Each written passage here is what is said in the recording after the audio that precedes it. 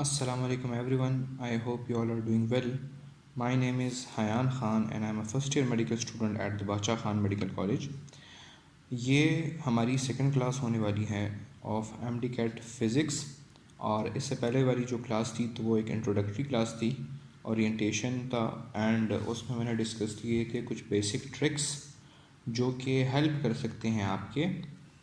Some basic tricks थे वो जो कि फ़र्दर जब आप MCQ सॉल्व करेंगे तो वो ट्रिक्स उसमें इस्तेमाल होती हैं। सो अगर तो आपने वो वीडियो नहीं देखी सो आई वुड एडवाइज़ यू कि पहले आप वो देखें, बिकॉज उसमें काफ़ी कॉन्सेप्ट्स मैंने बताए हैं which will be applied here. अच्छा, चैप्टर नंबर 3 हम स्टार्ट कर रहे हैं, फोर्स एंड मोशन। इसकी नंबरिंग और इसके जो नाम हैं तो वो मुख्तलिफ बुक्स में चेंज हो सकते हैं, बट जो PMDC ने टॉपिक्स दिए हैं यानी डिस्प्लेसमेंट, इसके अलावा जो वेलोसिटी है हमारे पास और जो एक्सेलरेशन है, तो ये तीन चीज़ें हम इस लेक्चर में कवर करेंगे और फिर इसके graphs. Okay, so let's get started. सबसे पहला टॉपिक हम डिस्प्लेसमेंट, हम आपकी सिलेबस में डिस्प्लेसमेंट है, but before that we will be discussing distance, ताकि आपको एक आइडिया मिल जाए डिस्प्लेसमेंट का।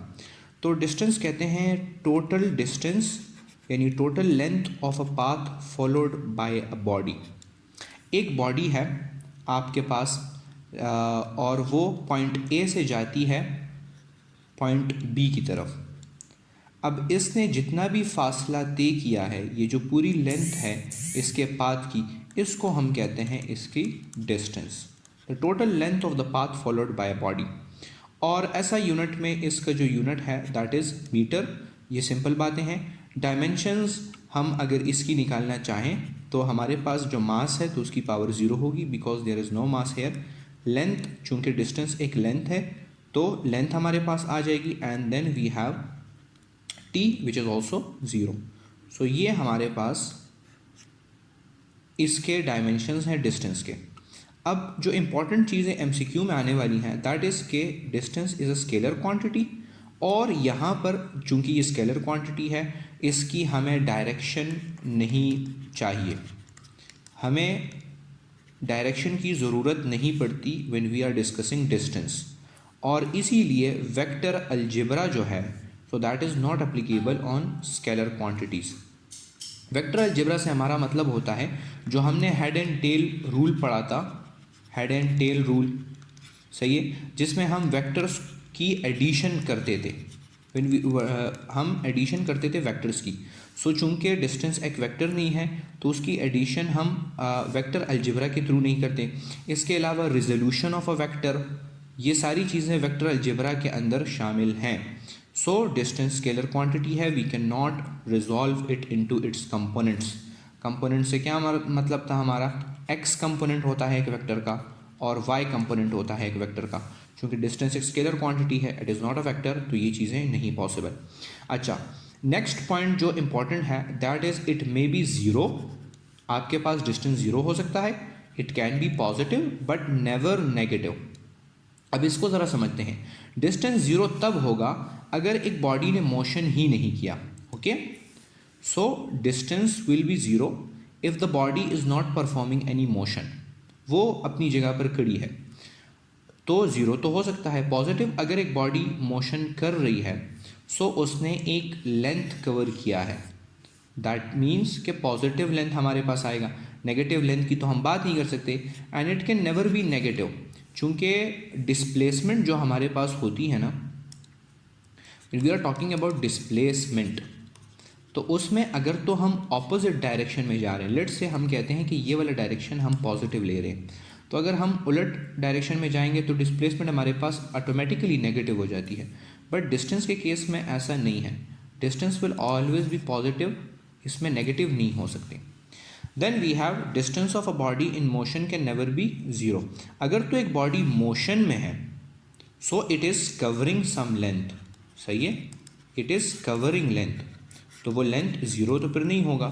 तो ये इंपॉर्टेंट पॉइंट्स हैं जो कि MCQs में आपसे पूछे जा सकते हैं। Then there are some tricky MCQs, और ये डिस्टेंस और डिस्प्लेसमेंट के लिए आते हैं कि फॉर वन वाइब्रेशन, एक पेंडुलम लेट से हम लेते हैं जो कि एक वाइब्रेशन करता है, सो उसमें हमारे पास डिस्टेंस कितना इक्वल होता है। सो वी विल मैं आपको डायग्राम के ज़रिए समझाता हूँ। ये एक पेंडुलम है और ये अभी मीन पोजीशन पर है। कंप्लीट वाइब्रेशन इसका तब होगा जब ये मीन पोजीशन से आएगा अपने एक्सट्रीम पोजीशन के ऊपर। तो इसने कितना लेंथ कवर किया, 1a। ए यहाँ पर एम्पलीट्यूड डिनोट करता है, ओके। अब ये बॉडी वापस मीन की तरफ आ गई तो इसने ए डिस्टेंस दोबारा कवर किया। अब ये ऑपोजिट एक्सट्रीम की तरफ जाएगा ये पेंडुलम, तो इसने ए दोबारा कवर किया, यहाँ पर हमारे पास पेंडुलम आ गया है। And now it will again go to the mean position, तो ए। तो ये कितने ए हुए हैं एम्पलीट्यूड हमारे, तो टोटल डिस्टेंस हमारे पास 4a के बराबर हो जाता है। फॉर 1 रिवोल्यूशन डिस्टेंस कितना होगा, एक बॉडी है और वो अगर एक सर्कुलर पाथ में मोशन कर रही है तो दिस इज़ 1 रिवोल्यूशन, तो इसका जो डिस्टेंस है that is equal to the circumference of that circle, सही है। और सरकमफ्रेंस हमारे पास क्या होता है, तो हमारे पास यहाँ पर आ जाएगा 4πr, क्योंकि जो सरकमफ्रेंस के इक्वल है, so distance in a closed एक रिवोल्यूशन में 4πr है और वाइब्रेशन में 4a है। सो ये आपसे एमसीक्यू में पूछा जा सकता है। This was all about distance. इसके बाद आते हैं हम डिस्प्लेसमेंट की तरफ। ये जो टी आपको नज़र आ रहा है ये एक्चुअली में डिस्प्लेसमेंट का है, यहाँ पर आप इसके साथ लिख दें। अच्छा, तो change in a position of a body, सही है, from initial position to final position. एक बॉडी है वो ए पोजीशन के ऊपर थी, that is its initial position, और वो चली गई है बी पोजीशन की तरफ, सही है। पोजीशन ये फाइनल पोजीशन है उसकी। अब इसके ए और बी पोजीशन में जितना फ़र्क है उसको हम डिस्प्लेसमेंट कहते हैं। तो फ़र्क फाइंड करने के लिए इसीलिए हम यहाँ पर जो मैथमेटिक्स करते हैं, एंड लेट्स फर्स्ट अंडरस्टैंड इसका ग्राफ। आपकी बुक्स में इसका ग्राफ कुछ इस तरह दिया है, सही है। इन्होंने पोजीशन वेक्टर का इस्तेमाल किया है। कह रहे हैं कि ये एक पॉइंट है ए और इस पॉइंट को डिनोट क्या कर रहा है, a position vector. Position vector origin से स्टार्ट होता है और ए पे ख़त्म होता है। If I make it a bit cleaner ताकि आपको नज़र आ जाए, तो ये एक पोजीशन वेक्टर है and this is the point जहाँ पर बॉडी है, दिस इज पॉइंट ए। ये बॉडी गई है to point B in the Cartesian coordinate plane, और इस पॉइंट बी को फिर एक दूसरा पोजीशन वेक्टर डिनोट करेगा, सही है। So this is second position vector. ये है पोजीशन वेक्टर। अगर आप आर से इसको डिनोट कर रहे हैं, this is R initial, this is R final. ये आपके बुक में जो ग्राफ है मैं उसको एक्सप्लेन करने वाला हूँ, सही है। This is are I and this is R F. अब डिस्प्लेसमेंट क्या है, डिस्प्लेसमेंट इन दोनों पोजीशन वेक्टर्स का फ़र्क है। इसलिए आपकी बुक में ये इक्वेशन आपको नज़र आ रही होगी that D is equal to R F vector minus R I vector. इन दोनों में जितना फ़र्क है, इन दोनों को अगर हम एक दूसरे से माइनस करेंगे तो हमारे पास रिजल्टेंट वेक्टर जो आएगा दैट इज़ एक्चुअली डिस्प्लेसमेंट, सही है। ये कुछ टेक्निकल टर्म्स में इन्होंने डिस्प्लेसमेंट की डिफिनीशन लिखी है और ये एक बुक में मुझे मिली थी कि the change in the position, यहाँ पर बॉडी के पोजीशन में जितना चेंज आया है, जितना बदलाव आया है, उसको हमने मैथमेटिकली इस तरह डिनोट किया, यानी आर एफ ये वाला वेक्टर है, R I is this vector, इन दोनों को एक दूसरे से माइनस करेंगे, we will get this vector and that is actually displacement. और अगर हम ज़रा टिपिकल वर्ड्स में इसको डिफाइन करें डिस्प्लेसमेंट को, तो वो हमारे साथ बनता है the shortest distance between initial and final position. अब इसको ज़रा ग्राफ ये इसी में करते हैं। बॉडी गई थी इस तरह, इस तरह, इस तरह और इस तरह, और फिर ये बी की तरफ गई है। तो ये इसका क्या है, इसकी टोटल डिस्टेंस है from A to B, that is the distance. लेकिन अगर तो हमने इसका डिस्प्लेसमेंट फाइंड करनी है तो displacement would be the shortest distance, और शॉर्टेस्ट डिस्टेंस हमेशा स्ट्रेट लाइन होती है। तो this one is displacement vector and ये वाला जो आपको ये कर्व लाइंस नज़र आ रहे हैं दैट इज़ एक्चुअली डिस्टेंस। ये बेसिकली फ़र्क है डिस्प्लेसमेंट और डिस्टेंस में। और डिस्प्लेसमेंट क्या है, एक वेक्टर क्वांटिटी है। डिस्टेंस आपके साथ स्केलर क्वांटिटी थी, but displacement would be a vector quantity, और ये इसकी मैथमेटिक्स थी और ये उसका ग्राफ है। वेक्टर क्वांटिटी है, ये हो गया है। It may be positive, negative और ज़ीरो। अब डिस्प्लेसमेंट पॉजिटिव भी हो सकता है अगर एक बॉडी मोशन कर रही है इन द पॉजिटिव डायरेक्शन। मैं बार बार ये चीज़ बता रहा हूँ, अगर तो ये एक रेफरेंस पॉइंट हम सेलेक्ट करते हैं, लेट से हम कहते हैं कि फ्रॉम ए टू बी वाला जो डायरेक्शन है मेरा, दैट इज़ पॉजिटिव, ये मैंने पहले से कंसिडर कर लिया है। अब अगर तो ये बॉडी बी से ए की तरफ आएगी, यानी ये उसके ऑपोजिट में मोशन करेगी, तो ये जितना डिस्प्लेसमेंट कवर करेगी उसको मैं नेगेटिव कंसिडर करूँगा। ओके, सो नेगेटिव आपकी हो सकती है डिस्प्लेसमेंट, पॉजिटिव भी हो सकती है, and it can be zero. और ज़ीरो कब हो सकती है, एक बॉडी है या तो उसने डिस्प्लेसमेंट कवर ही नहीं की है, ओके, एक बॉडी है वो रेस्ट पे है, उसने डिस्प्लेसमेंट कवर ही नहीं की, तो उसकी डिस्प्लेसमेंट ज़ीरो होगी। बट एक मूविंग बॉडी है तो उसकी डिस्प्लेसमेंट भी ज़ीरो हो सकती है अगर वो ए पॉइंट से जाए बी की तरफ और बी से वापस आए ए की तरफ, यानी उसका जो इनिशियल पोजीशन था हमारे पास, इनिशियल पोजीशन, वो फाइनल पोजीशन बी हो। तो अगर इनिशियल पोजीशन और फाइनल पोजीशन एक दूसरे के इक्वल हैं, तो अगर हम इसमें इक्वल चीज़ें पुट करेंगे तो हमारे पास आंसर वुड बी ज़ीरो। यानी बॉडी ए से स्टार्ट हुई, उसने चक्कर लगाया, वापस ए ही पर आ गई और रुक गई, तो हम कहेंगे कि इसकी जो टोटल डिस्प्लेसमेंट थी वो ज़ीरो है।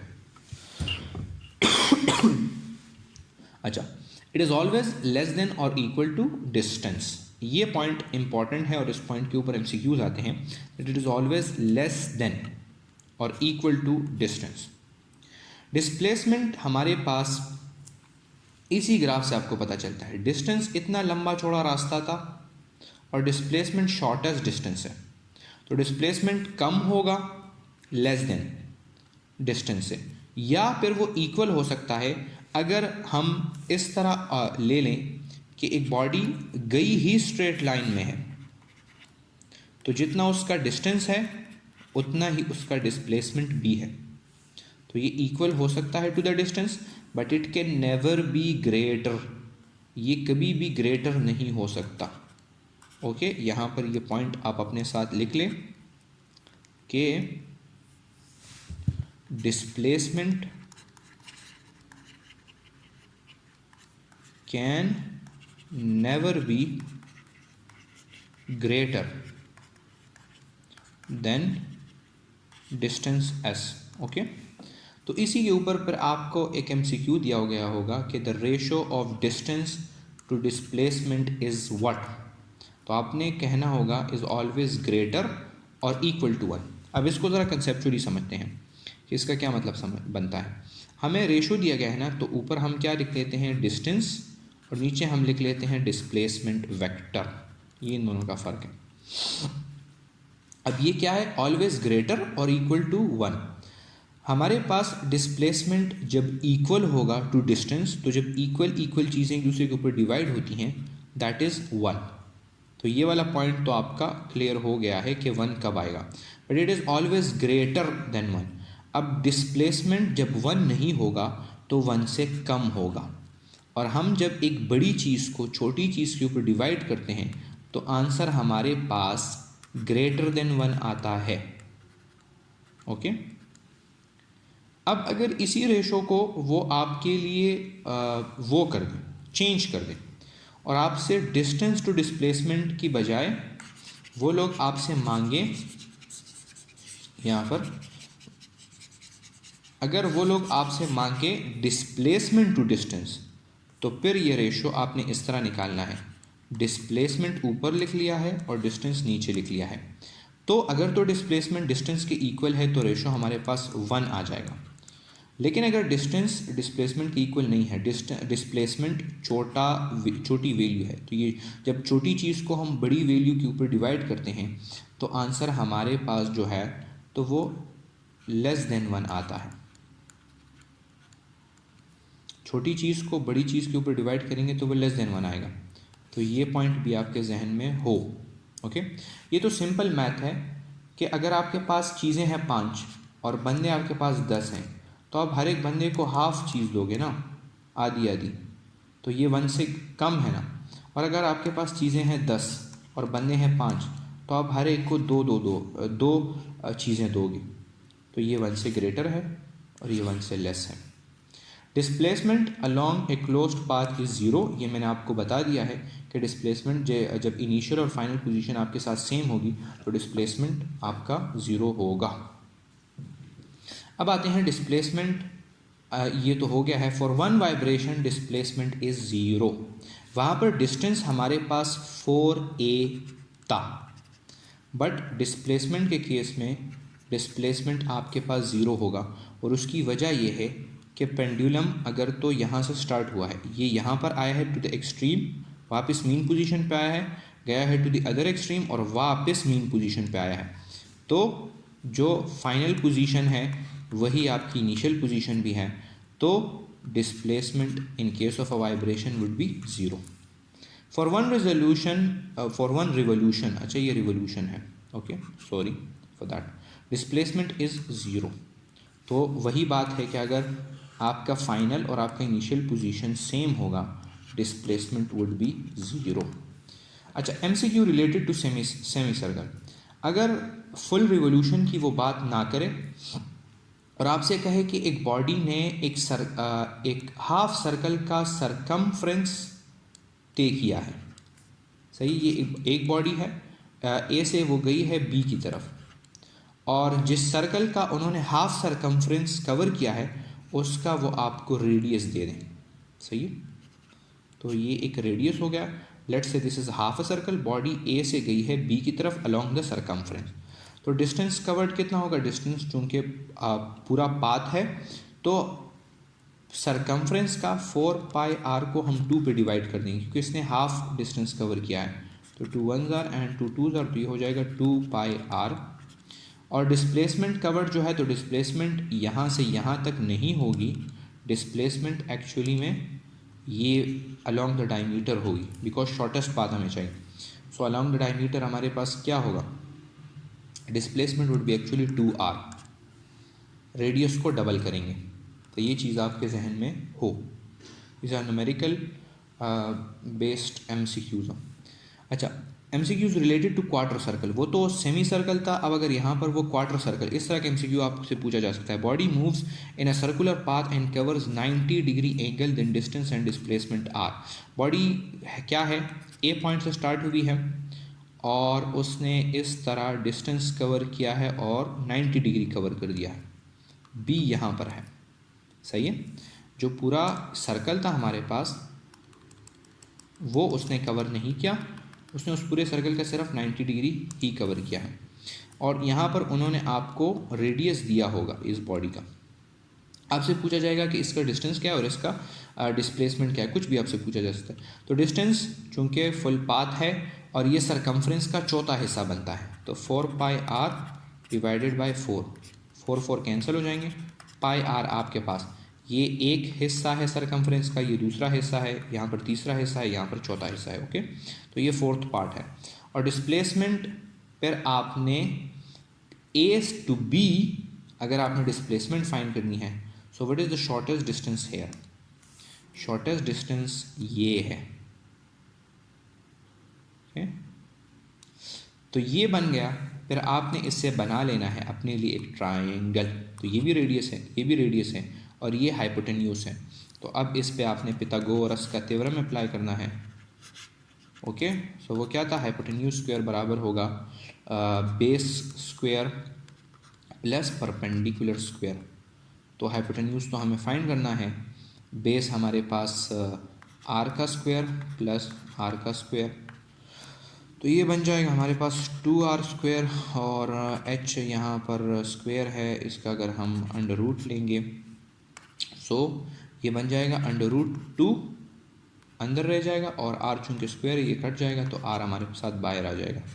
This is actually the displacement. तो आपको मैं सिर्फ इतना कह रहा हूँ, इस तरह का MCQ आपसे पूछा तो नहीं जाएगा, बट मैं सिर्फ आपका वो जहनीत बना रहा हूँ कि आप फेमिलियराइज हो जाएं इस मैथ्स के साथ। तो जो भी एमसीक्यू आपको आए तो आप फिर मैथ्स के अंदर सोचें उसके लिए। अच्छा, नेक्स्ट टॉपिक हमने स्टार्ट करना है स्पीड। अगेन आपके सिलेबस में वेलोसिटी है, बट वेलोसिटी को की बेटर अंडरस्टैंडिंग के लिए स्पीड को समझ लेना ज़रूरी है। अच्छा, distance covered by a body in 1 second. एक बॉडी है, उसने डिस्टेंस कवर किया, जितने टाइम में उसने डिस्टेंस को कवर किया वो हमारे पास स्पीड है। मैथमेटिकल फॉर्म अगर आप देखना चाहें तो स्पीड जितना डिस्टेंस कवर हुआ और जितने टाइम में कवर हुआ, दैट इज़ एक्चुअली स्पीड। यानी अगर तो ज़्यादा डिस्टेंस कम टाइम में है तो स्पीड ज़्यादा है, रफ्तार ज़्यादा थी। उर्दू में इसको रफ्तार, आई एम नॉट श्योर अगर इस तरह लिखा जाता है या दूसरी तरह लिखा जाता है। स्पीड की यूनिट है मीटर पर सेकंड। डिस्टेंस से हमारे पास मीटर आ गया और टाइम से हमारे पास सेकंड आ गया।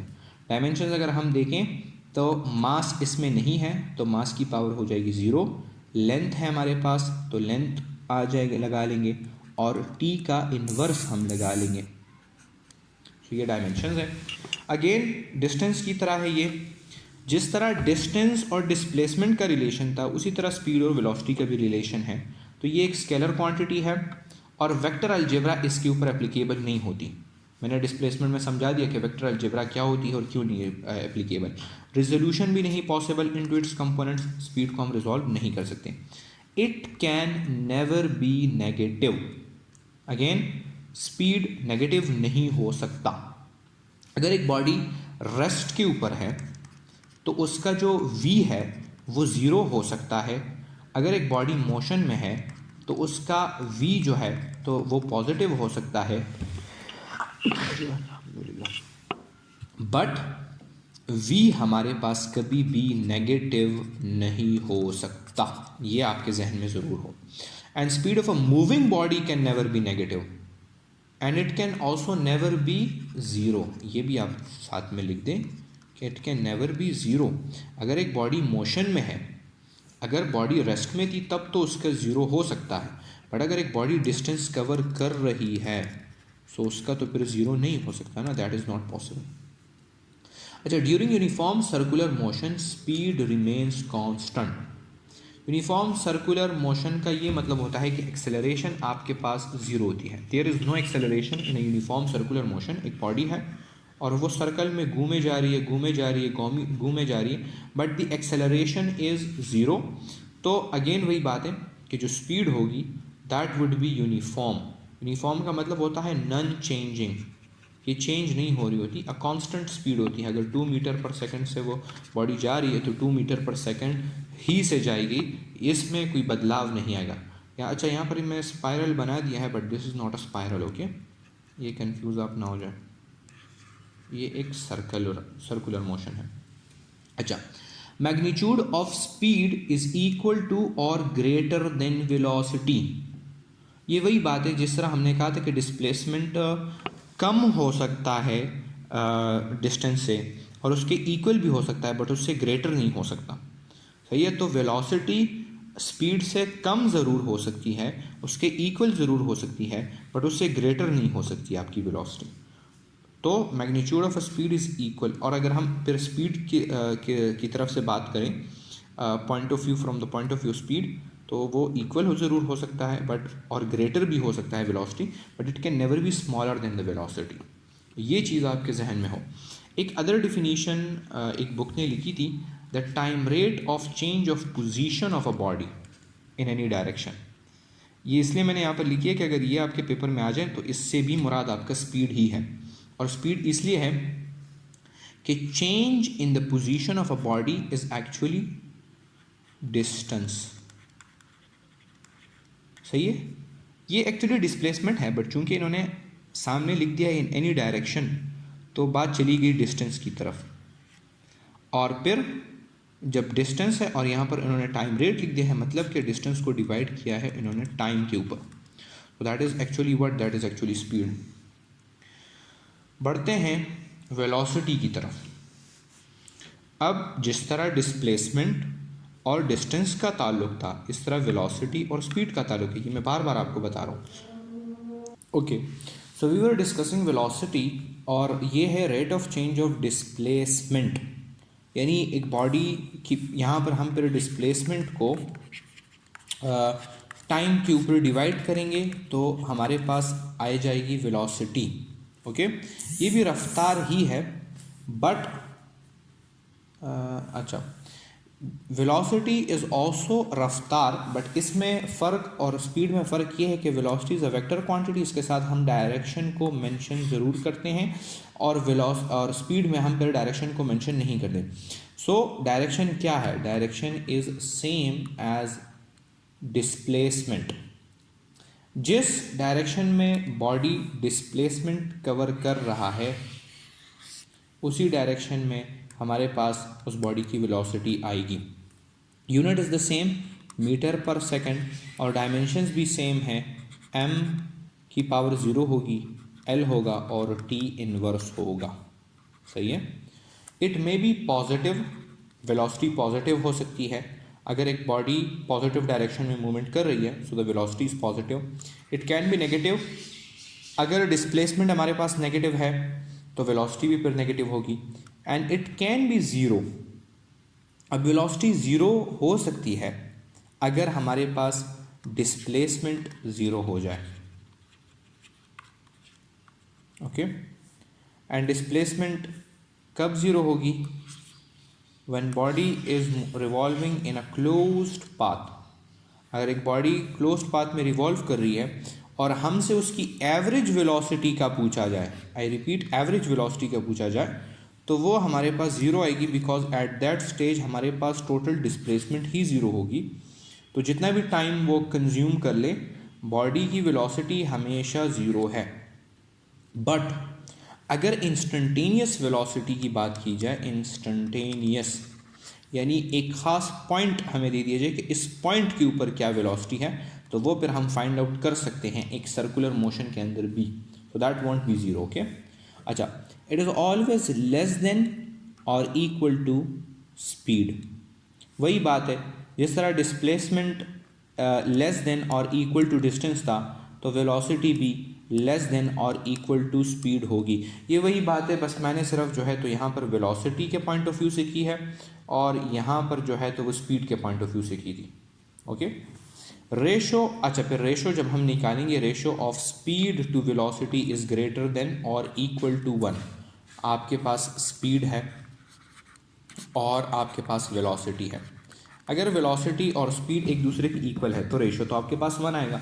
अगर इक्वल नहीं है तो फिर ये ग्रेटर देन 1 आएगा, क्योंकि वेलोसिटी कम होगी और स्पीड ज़्यादा होगा।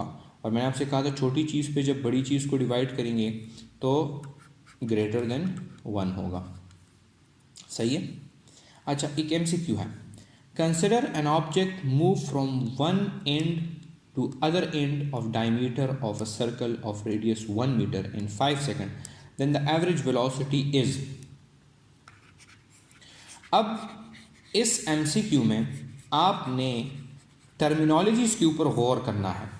यहाँ पर आपसे पूछा गया है एवरेज वेलोसिटी के बारे में। अगर तो एवरेज स्पीड के बारे में पूछा गया होता तो फिर इस MCQ का कंप्लीटली डिफरेंट आंसर बनता है, लेकिन यहाँ पर इन्होंने आपसे एवरेज वेलोसिटी का पूछा है, move from one end of a diameter. अच्छा, ये A है and this is point B, और बॉडी ने इस तरह का मोशन कवर किया है। ओके, और ये अगर कंप्लीट सर्कल की हम बात करें तो जो कंप्लीट सर्कल है उसका एक डायमीटर है, diameter of a circle of radius 1 metre. अच्छा, रेडियस हमें दे दिया है R is equal to 1 metre. सही है। अब यहाँ पर वेलोसिटी तो चूंकि हमारे पास डिस्प्लेसमेंट बाय टाइम है ना, तो डिस्प्लेसमेंट तो ये सरकमफेरेंस नहीं है, डिस्प्लेसमेंट तो शॉर्टेस्ट डिस्टेंस है and that is equal to 2r। Displacement is equal to 2r, so 2 into 1, और कितने टाइम में किया है? 5 सेकेंड्स में। सो इससे जो भी आपका आंसर निकालेगा, आई थिंक ये 0.4 समथिंग आता है, आप कंफर्म कर लें इसको, मीटर पर सेकेंड। अब अगर यहाँ पर आपसे स्पीड की बात की होती तो फिर आपने ये डिस्टेंस को डिवाइड करना था, और ये डिस्टेंस तकरीबन हमारे पास बनता है, चूँकि 4πr फुल सर्कल के लिए डिवाइड करें तो ये 2πr, तो फिर आपने इस 2πr को डिवाइड करना था 5 सेकंड के ऊपर। तो इसका समथिंग एल्स जवाब बनता है। तो ये है कि आपने आंखें भी खोलनी है और आपने दिमाग भी खोलना है और एमसीक्यू को आपने फुल पढ़ना है। अच्छा, average velocity, most important topic of this lecture. इस पे आपने गौर कर लेना है क्योंकि इससे काफ़ी ख़तरनाक किस्म के एमसीक्यूज आते हैं। इससे टाइप एवरेज वेलोसिटी यही है ना, total displacement divided by total time. Okay, simple अल्फाज में यही चीज़ है। बट टाइप 1 एमसीक्यू आते हैं व्हेन डिफरेंट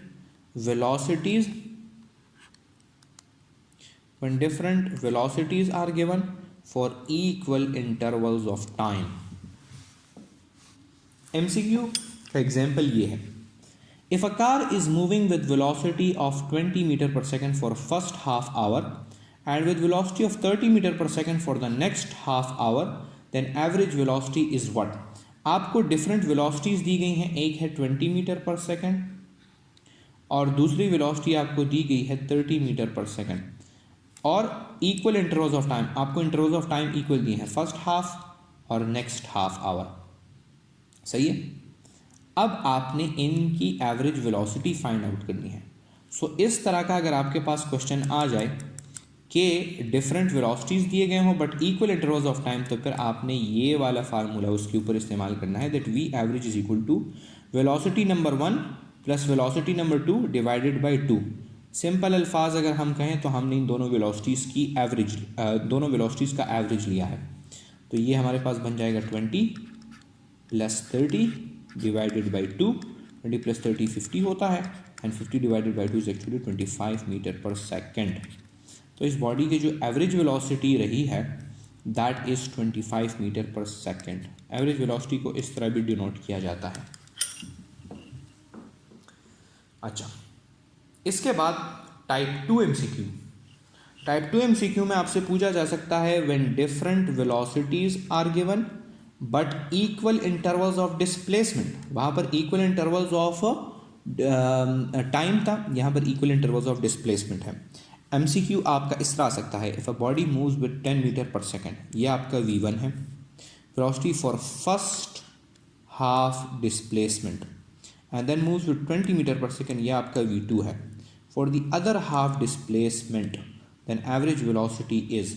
आपसे V एवरेज मांगा जा रहा है, आपको इन्होंने दो वेलोसिटीज़ दी हैं, सही है, और डिस्टेंस इक्वल है। कह रहे हैं कि उसने आधा फासला इस रफ्तार से तय किया है और आधा फासला इस रफ्तार से तय किया है। तो इस तरह का अगर एक एमसीक्यू आ जाए then you have to use this formula for it. V average is equal to 2v1 v2 divided by v1 plus v2। अब इसकी डिराइवेशन है बट उसमें हम नहीं जाते, आप इसी को याद कर लें और इसी को आप यहाँ पर इस्तेमाल कर सकते हैं। तो v1 हमारे पास 10 मीटर पर सेकेंड है, सही है, एंड जो v2 है that is 20 metre per second. Divide करेंगे v1 plus v2, 10 plus 20 is equal to 30 metre per second. So 2 into 10 is 20 and 20 into 20 that would give me 400 तकरीबन, divided by 30, 0 0 के साथ cancel हो जाएगा। आंसर मेरे साथ बन जाएगा तकरीबन 13.3 मीटर पर सेकेंड। अच्छा, अब इसका एक शॉर्ट ट्रिक है। अगर इतनी लंबी चौड़ी आपसे नहीं होती ना तो इसका एक शॉर्ट ट्रिक है, और शॉर्ट ट्रिक ये है कि आपने इन दोनों वेलोसिटीज़ का डायरेक्ट मीन निकालना है, एवरेज। और मीन इस तरह निकाला जाता है, v1 plus v2 divided by 2। v1 आपका 10 था प्लस 20 डिवाइडेड बाई 2, ये बन जाएगा 30 divided by 2 and this would give you 15 metre per second. आपका जो आंसर होगा ऑप्शंस में आपने ढूंढना है 15 मीटर पर सेकेंड से थोड़ा सा कम answer, that is 13.3 metre per second. Okay, a little smaller answer, ये बस ये चीज़। तो तो यहाँ से आप इसको फाइंड आउट कर सकते हैं अगर तो ये वाला इक्वेशन आपसे भूल जाए या टाइम आपके पास कम हो।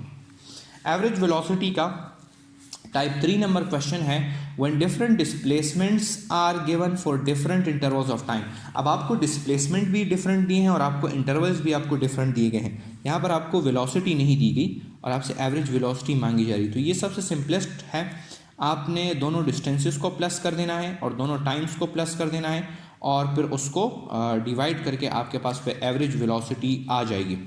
ये वही है ना, ये बिल्कुल वो सिंपल इक्वेशन है कि total displacement divided by total time. ये टोटल है ना, हमने प्लस कर दिया और ये भी हमने प्लस कर दिया। If a body covers 100 metre displacement in 4 seconds, body ने 4 सेकंड में 100 मीटर कवर किया है, then it covers 200 metre in 6 second, the average velocity of the body will be. 100 को 200 के साथ प्लस करो और 4 को 6 के साथ प्लस करो तो जाएगा 300 divided by 4 + 6 10 30 metre per second. आपका आंसर आ गया है 30 मीटर पर सेकंड। अच्छा, type number 4 question and type number 5 question ये ज़रा कम्प्लेक्स है, इस पर आप समझें। When different velocities are given for different displacements, अब आपको डिफरेंट वेलोसिटीज़ दिए गए हैं और डिफरेंट डिस्प्लेसमेंट्स दिए गए हैं। यहाँ पर एक चीज़ का आप गौर करें, time is not given, okay, और आपके पास जो फार्मूला है एवरेज वेलोसिटी का, that is v1 + v2 divided by average velocity का जो आपके पास फार्मूला है दैट इज़ s1 + s2 यानी total displacement divided by total time t1 + t2। अब यहाँ पर t इज़ नॉट गिवन तो आपने इस t की वैल्यू को यहाँ से निकालना है और t की वैल्यू को हम इस तरह निकालते हैं कि हमारे पास v = s/t है ना, तो यहाँ से t की वैल्यू हमें पता चल गई है that is s divided by v।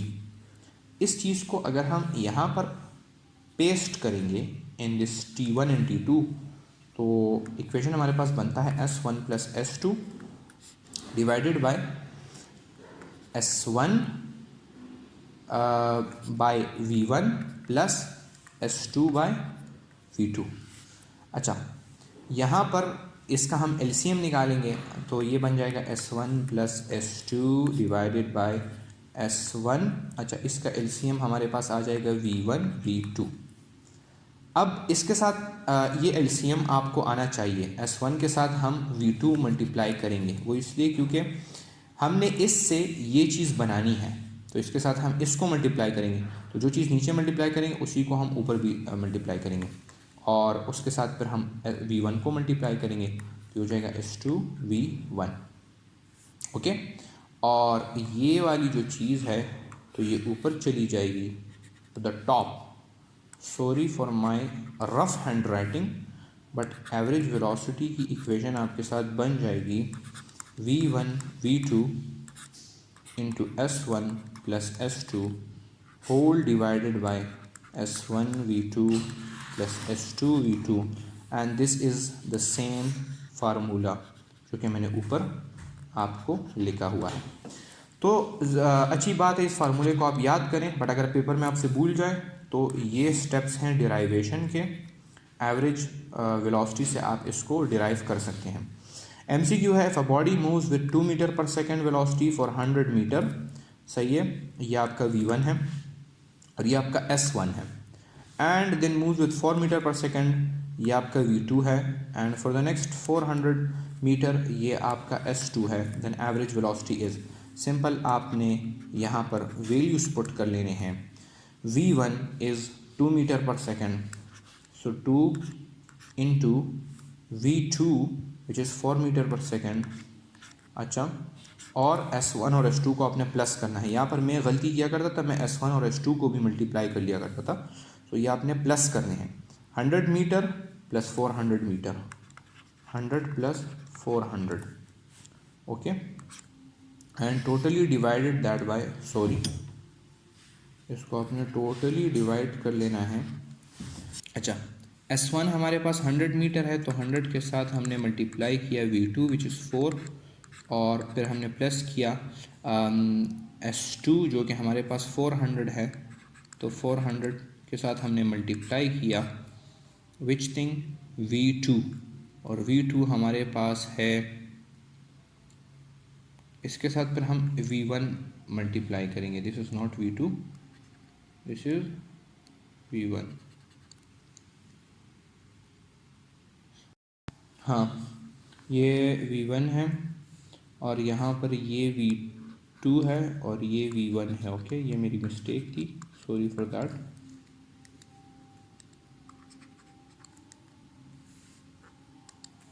S2 V1 और ये है V2।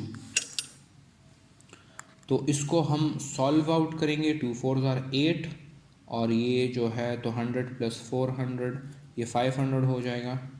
तो 8 into 500, 100 into 4 is 400 plus 400 into, यहाँ पर हमारे साथ क्या चीज़ थी, यहाँ पर हमारे साथ थी 2 metre. 400 into 2 that is 800। So 8 5 are 40 और 2 ज़ीरोज़ ने लगा दिए हैं। 400 प्लस 800 गिव्स यू 1200। 2 ज़ीरोज़ के साथ कैंसिल हो गए। You have 40 and you have 12। अगर हम 2 के टेबल पे डिवाइड करें that would be give us 20 and this will give us 6। और ये अगेन भी हम 2 पे कर सकते हैं, तो हो जाएगा 10, ये हो जाएगा 3, तो दैट इज़ 10 डिवाइडेड बाय 3। अच्छा, 10 डिवाइडेड बाय 3 हमारे पास आ गया है।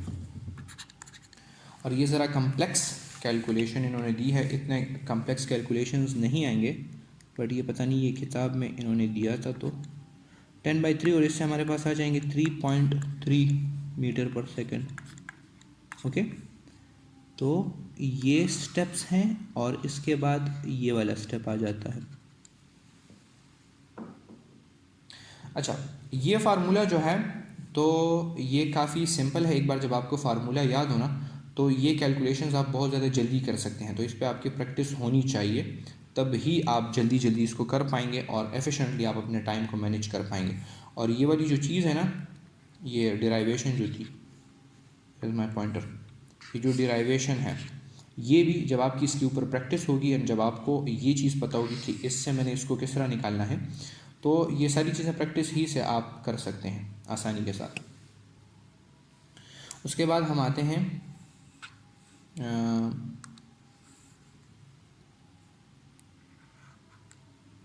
अब हमने नीचे जाना है। ओके, अच्छा, एवरेज वेलोसिटी का type number 5 and that is when different आपको दिए गए हों, when different velocities are given and now you have been given different intervals of time। तो फिर आपने ये, आप देखें यहाँ पर आप इन्होंने आपको टाइम दिया है but there is no S given, सही है। तो फिर ये वाले फार्मूला आपने इस्तेमाल करना है, VI V1 T1 plus V2 T2 and T1 plus T2।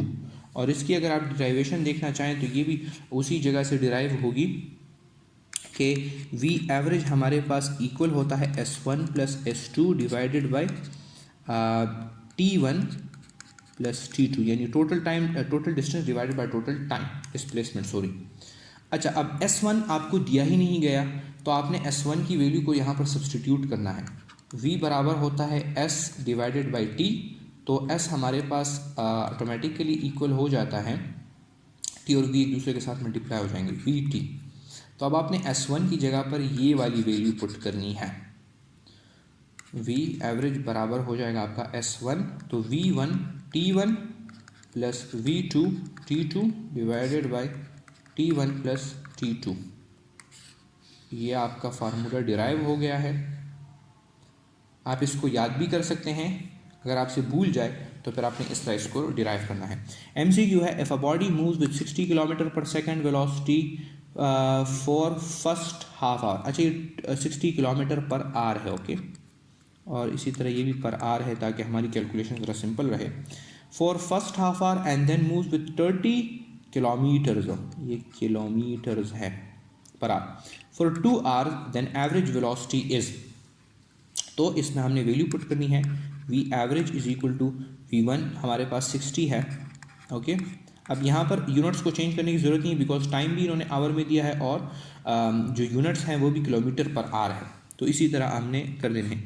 60 है और फर्स्ट आवर है तो T1 में हमने 1 लिख देना है, प्लस V2 हमारे पास 30 है और फिर 2 आवर्स हैं तो फिर हमने इसको 2 कर देना है डिवाइडेड बाय 1 + 2। ओके, तो ये 60 हो जाएगा, plus 13 × 2 is also 60 and that is 1 + 2, ये 3 हो जाएंगे। This will give me 120 divided by 3, so 3 1s are and 3 4s are और ये 0 तो ये 40 हो जाएगा। तो this will give you 40 kilometre per hour, हाँ that is 40 kilometre per hour. अच्छा, ये वाला जो टेक्निक मैंने यहाँ पर इस्तेमाल किया ना, 120 को 3 पे डिवाइड किया है, तो ये देखें इस चीज़ को आप सीख लें। 3 1s are and 3 4s are 12, मैंने पहले 12 को बराबर किया और फिर यहाँ पर 0 तो बस 0 मैंने साथ में लगा दिया है, दैट इज़ 40। ये सिंपल टेक्निक्स होती हैं which you use to calculate तेज़ी के साथ, ताकि आपका कैलकुलेटर इस्तेमाल ना करें। Okay, now let's move on to a next topic. अब ये sorry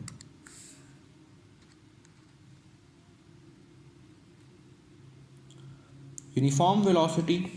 okay, what is uniform velocity? Define करते हैं if a body covers equal displacement in equal intervals of time. सही है, equal intervals, equal displacement in equal intervals of time, ये एक body है और ये उसकी पूरी की पूरी जर्नी है from point A to point B. अब अगर इसको हम इक्वल इंटरवल्स ऑफ टाइम में डिवाइड करें तो लेट्स से हम कहते हैं ये 1 सेकंड है, यहाँ पर फिर इसने 2 सेकंड फासला तय किया, या 2 फासला नहीं 3 सेकंड गुजरे, फिर यहाँ पर 4 सेकंड गुजरे और फिर यहाँ पर 5 सेकंड्स गुजरे और वो वाला 6 सेकंड है। तो इक्वल डिस्प्लेसमेंट, इसने 2 मीटर का फासला पहले सेकंड में कवर किया, फिर 2 मीटर का फासला दूसरे में, 2 मीटर का तीसरे में, 2 मीटर का चौथे में, 2 मीटर का पाँचवें में एंड सो ऑन। तो ये क्या है? This is actually uniform velocity, और यूनिफॉर्म वेलोसिटी में acceleration is 0। Displacement time graph uniform velocity का किस तरह आएगा? तो ये आपका ये हो गया, ये आपका दूसरी लाइन हो गई, सॉरी ये आपकी दूसरी लाइन हो गई, सही है। This is displacement and this is time.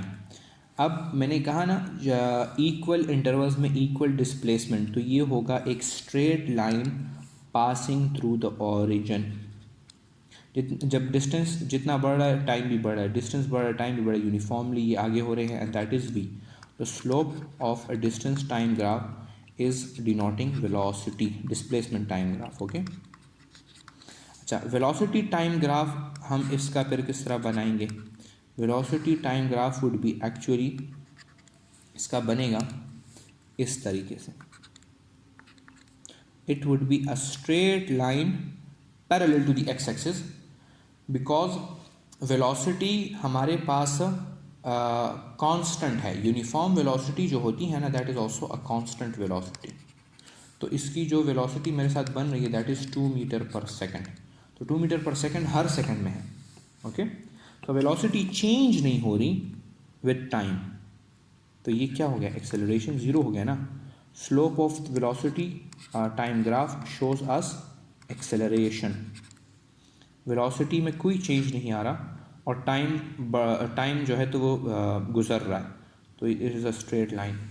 When a body moves with uniform velocity, the instantaneous and the average velocity of the body are equal. ये एक important point है, आपसे MCQ में as it is भी पूछा जा सकता है कि कौन सी velocity पर instantaneous और average velocity equal होती है. So you will give it कि uniform velocity पर equal होती है, और equal इसलिए होती है जब हम instantaneous velocity and acceleration is 0, ये मैं आपको बता चुका हूँ.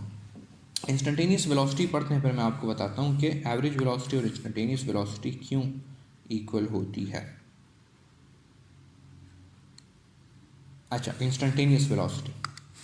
Instantaneous velocity, the velocity of a body at any particular instant of a time.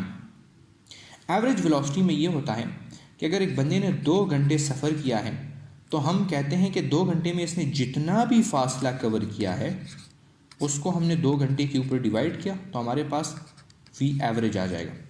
But instantaneous velocity में हम कहते हैं कि एक बंदा A पॉइंट से B पॉइंट की तरफ जा रहा है, ओके, और मैं डायरेक्ट कहूँ कि इस छोटे पॉइंट के ऊपर इसकी वेलोसिटी क्या है एट दिस पर्टिकुलर इंस्टेंट.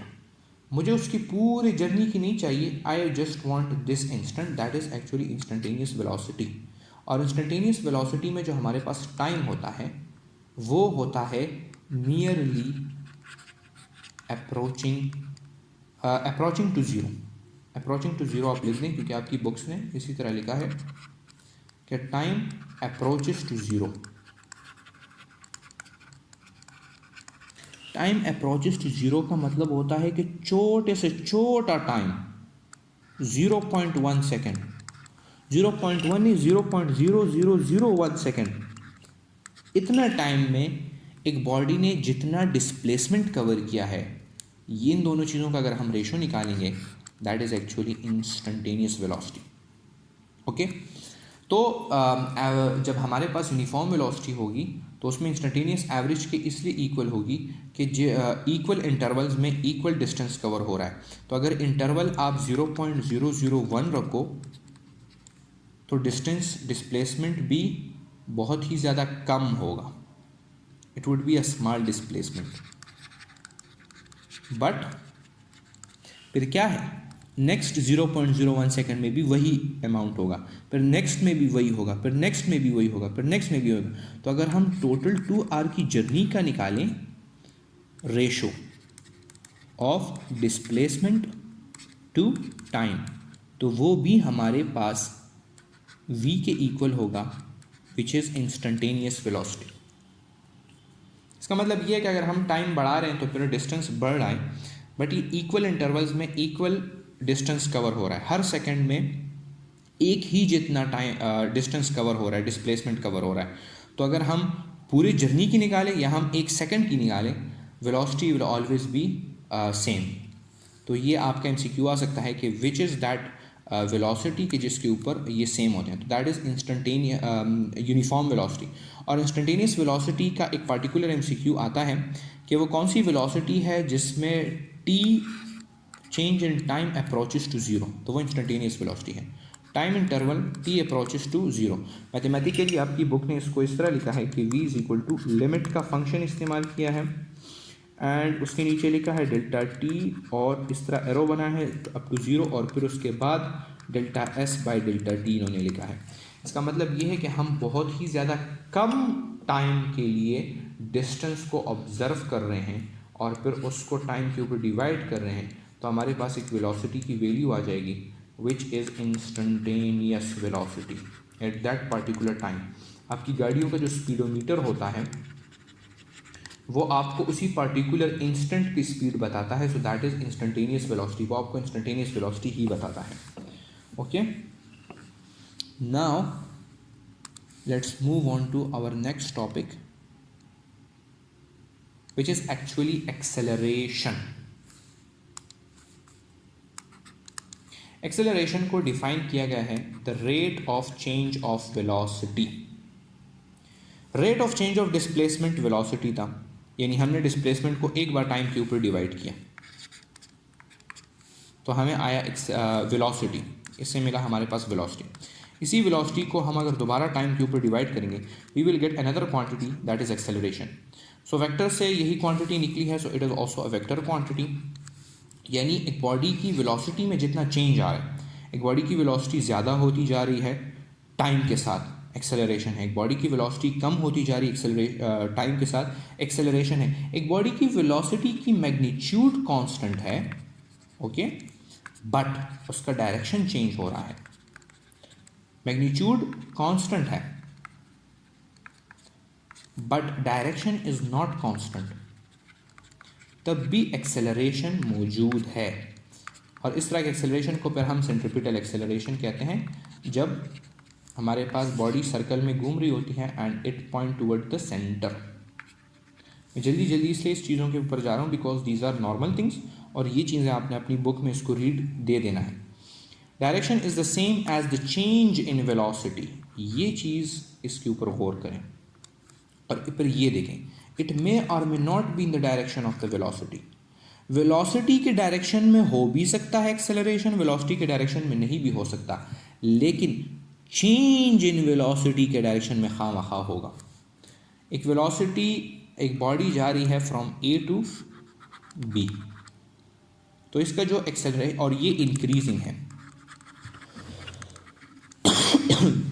तो वेलोसिटी भी इस डायरेक्शन में है, एक्सेलरेशन भी इस डायरेक्शन में है। बट अगर ये डिक्रीजिंग हुआ तो फिर एक्सेलरेशन ऑपोजिट डायरेक्शन में होगी और वेलोसिटी इस डायरेक्शन में होगी, तो ये एक दूसरे के ऑपोजिट हैं।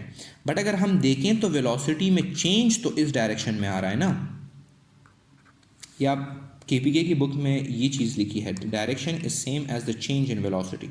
और फिर ये चीज़ भी है, it has same direction as force, because Newton की लॉ है F is equal to M A. Force होगा तो एक्सेलरेशन होगा। एक बॉडी के ऊपर फोर्स अप्लाई नहीं हो रहा तो उसकी वो बॉडी एक्सेलरेट नहीं करेगी, तो जिस डायरेक्शन में फोर्स अप्लाई हो रहा है उसी डायरेक्शन में एक्सेलरेशन भी होगी। सही है, तो ये चीज़ आपने याद रखनी है कि एक्सेलरेशन की डायरेक्शन चेंज इन वेलोसिटी और फोर्स के जो डायरेक्शन होती है उसके बराबर होता है। यूनिट, चूँकि मैंने आपको बताया कि एक बार वेलोसिटी को हमने डिस्टेंस को हमने टाइम पे डिवाइड किया तो मीटर पर सेकंड आया, फिर इसको हमने दोबारा टाइम के ऊपर डिवाइड किया तो हमारे पास मीटर पर सेकंड स्क्वायर आएगा। तो यूनिट में यहाँ पर लिख देता हूँ metre per second square. Okay, dimension हमारे पास आ जाएंगी, लेंथ पहले एम आता है मास, इसमें मास का जिक्र नहीं किया गया सो वो 0 होगी। लेंथ की पावर 1 है तो वो हम लिखते नहीं, और टाइम की पावर 2 है तो वो इनवर्स 2 आ जाएगा, that is the dimension. It may be positive, negative और 0। सही है, एक्सेलरेशन 0 कब होगा, एक्सेलरेशन नेगेटिव कब होगा, एक्सेलरेशन पॉजिटिव कब होगा, वो हम यहाँ पर समझते हैं। अच्छा, मैथमेटिकली अगर तो इसका हम फार्मूला लिखना चाहें, चूँकि acceleration is actually the change in velocity, तो ये हमारे पास आ जाएगा delta v divided by delta t, और इसको अगर हम निकालें तो ये हो जाएगा V F minus V I divided by delta t। This is actually acceleration. Acceleration is positive and parallel to velocity when velocity increases. एक बॉडी की वेलोसिटी कॉन्स्टेंटली इंक्रीज होती जा रही है, ये उसकी पाथ है, ये 1 सेकेंड, ये 2 सेकेंड और ये 3 सेकेंड। फर्स्ट सेकेंड में वो 2 मीटर पर सेकेंड से जा रहा था, फिर यहाँ पर वो 3 मीटर पर सेकेंड हो गया, फिर 4 मीटर पर सेकेंड उसकी वेलोसिटी हो गई इन द थर्ड सेकेंड। सही है, तो ये क्या है, एक्सेलरेशन यहाँ पर हमारे पास पॉजिटिव है और पैरेलल है to the velocity. Acceleration is negative and anti parallel to the velocity. Body जा रही है, ये फर्स्ट सेकंड, ये दूसरा सेकंड और ये तीसरा सेकंड। फर्स्ट सेकंड में 5 मीटर पर सेकंड, अब इसने ब्रेक लगा दिया है तो ये 4 मीटर पर सेकंड हो गई, फिर 3 मीटर पर सेकंड हो गई इन द थर्ड सेकंड। तो ये क्या है, वेलोसिटी डिक्रीज हो रही है, तो यहाँ पर एंटी पैरेलल है एक्सेलरेशन। अब एक्सेलरेशन की जो डायरेक्शन है that would be in this direction, जिस डायरेक्शन में वेलोसिटी ज़्यादा है उस डायरेक्शन में एक्सेलरेशन होगी। This is the basic rule of acceleration. Okay, और एक्सेलरेशन हमारे पास नेगेटिव होगा। Acceleration is 0 when speed of a body is constant. अगर एक बॉडी की v में नो चेंज आ रहा है तो एक्सेलरेशन हमारे पास 0 होगा। Acceleration is perpendicular to velocity when speed of the body is constant and only its direction is changing. अच्छा, ये चीज़ ज़रा समझने की है. एक्सेलरेशन परपेंडिकुलर होगा when velocity and speed of the body is constant and only its direction is changing. एक body है and that is moving in a circular path with uniform speed. अब इसका जो v है that is uniform. मतलब ये है कि वेलोसिटी का जो मैग्नीट्यूड है दैट इज़ नॉट चेंजिंग, सिर्फ हर पॉइंट के ऊपर डायरेक्शन चेंज हो रही है. ये बॉडी है, हमारे टीचर हमें बहुत अच्छे तरीके से ये चीज़ समझाया करते थे कि ये एक बॉडी है, ये जाना चाहती है किस डायरेक्शन में, this wants to move in this direction, but इसके ऊपर एक सेंट्रीपिटल फोर्स लग रहा है which pulls it toward the centre. तो ये यहाँ जाने के बजाय इस तरह कर्व हो जाते हैं, यहाँ पर आ जाती है. अब यहाँ पर this body wants to go in this direction, but इसके ऊपर सेंट्रीपिटल फोर्स लग जाता है विच कर्व्स इट, और ये यहाँ पर आ जाती है, और ये पूरा माजरा इस तरह गोल गोल चक्कर लगाता जा रहा है. तो ये क्या है, ये फोर्स है, सेंट्रीपिटल फोर्स. मैंने आपसे कहा था कि फोर्स होगा तो एक्सेलरेशन होगा, और एक्सेलरेशन भी फोर्स के डायरेक्शन में होगा. तो वेलोसिटी जो टेंजेंशियल है that is in this direction और उसका मैग्नीट्यूड कांस्टेंट है, बट जो एक्सेलरेशन है that is actually towards the centre. तो एक्सेलरेशन सेंट्रीपिटल और वेलोसिटी के दरमियान 90 डिग्री का एंगल आ गया है.